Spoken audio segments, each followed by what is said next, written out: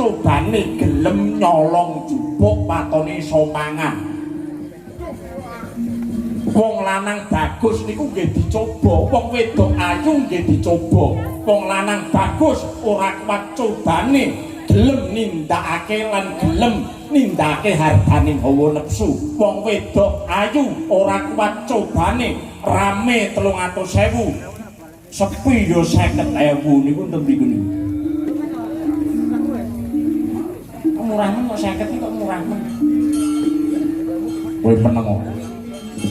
Dina iku ora santa rasane atiku. Pokoke iki mengko ana sing guyu siji ya ta guyu pisan entuk rokok gru sakler.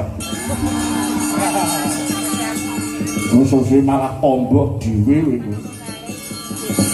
Dina iki aku tetep beguguk mutawaton tresnani Bathari Suprabawati munggah ning kayangan. Kaluwan iki entuk pancen kowe ora gelem ngetutake tindake Prabu Kalapracana ing mapan ana kene wae. Aku ora mbok tutke ora paten. Yakin ora tak tutke ora apa-apa? Nani. Nyapa to nyetrumi nyapa to. Tokok barang iki kudu melu terus mi. Iya. Angger aku ora mayang aku mesti ngetutke kowe wis tok tenang ae. Muka oleh kayangan harus susah Allah balik.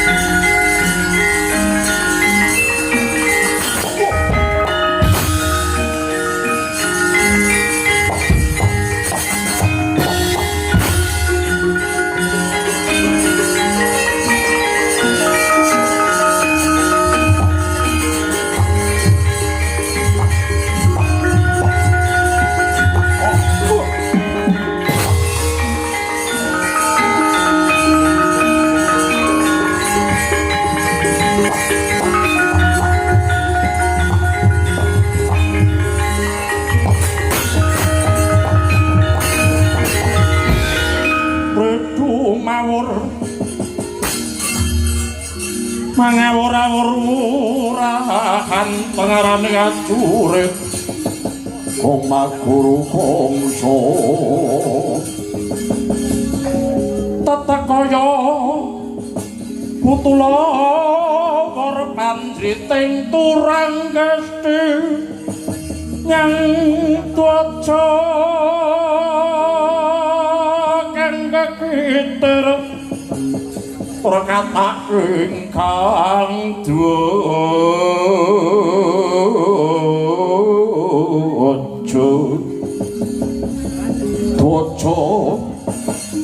melayu sopi latal dawa pangandikane Sinun Prabu Kala Pracana supaya mungkah oleh kahyangan Suralaya bakal tak jaluk sepisan kas Bathari Supraba para dewa ing kahyangan kalungguhan dina iki kowe ra ngulungake Bathari Supraba ora mung Bathara Guru sing tak unta ing kahyangan Suralaya bakal mapan oleh sadroning wadukku kene.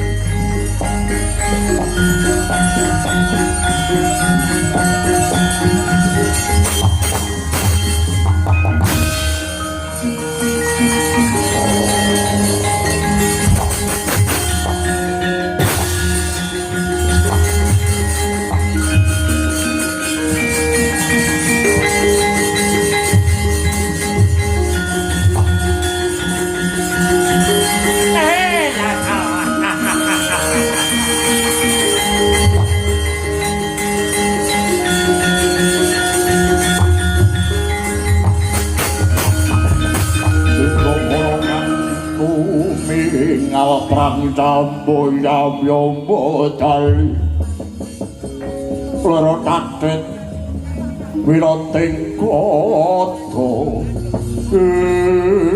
Ranyang pak pong buk golok kali jote sapa sing gawe adah bakso jenenge rombong rambut dawa jenenge gondrong anak druwa jenenge grandok bojo ayu moblong-moblong tinggal jagong cengklak. Oh, ora gitu. Ora pati del, ora usah ngeyel. Del ora del sing penting ngeyel. Mriko pukulun Bathara Narada. Ya, anggere model sing kaya teko ya kuwi niki ya pukulun Bathara Narada. Kok kaya ngene baguse pukulun Bathara Sambo kan ya ora ono. Wonten dawuh kados pundi paduka ngasta jabang bayi kang taksih abrit ya aku ngerti ulun ngerti kalamunta kita munggah ning kahyangan Suralaya iki ora ana liya mung kejaba bakal ngrabekke Gusti sesembahan sing jenenge Prabu Kala Pracana lak ngono ta oh inggih leres dawuh pangandika paduka ning ora segampang kuwi anak-anak kalungguhan iki ora mung kuwi sing dadi punagine para dewa maragake pidhangetna dawuh ulun Gusti sesembahanmu Kala Pracana isa apa kuwi jenenge dadi bojone Bathari Supraba yen to kowe cilike isa ndadekake tatune bocah iki gedhen iso mateni bayi sing tak aturake marang kowe iki kowe bisa mateni jabang metu ora mung Bathari Supraba ning kahyangan pen dina iki